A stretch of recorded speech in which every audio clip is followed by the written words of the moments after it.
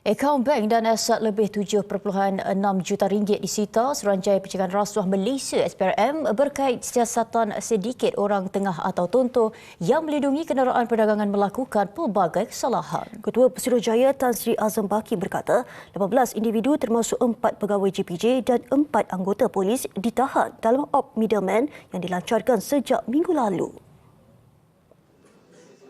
Selain wang tunai pelbagai negara, SPRM juga menyita 25 kenderaan mewah bernilai 2.5 juta ringgit dan barang kemas lebih RM40,000. Jadi jumlah keseluruhan bekuan dan sitaan yang saya sebutkan tadi adalah jumlah RM7,690,465.19.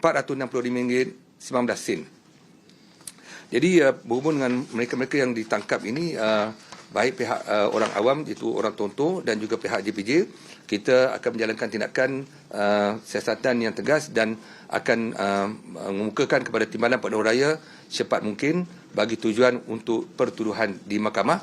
Tan Sri Azam berkata modus operandi sindiket membabitkan pembayaran rasuah melalui akaun keldai sebelum wang itu diserahkan kepada anggota penguatkuasa yang terlibat. Sejak 5 tahun lalu, SPRM mengesan transaksi rasuah berjumlah 12 juta ringgit antara tontor dan penguatkuasa korak. Siasatan mendapati transaksi bermula tahun 2021 itu bertujuan memastikan kenderaan perdagangan tidak dikenakan sebarang tindakan undang-undang oleh penguatkuasa.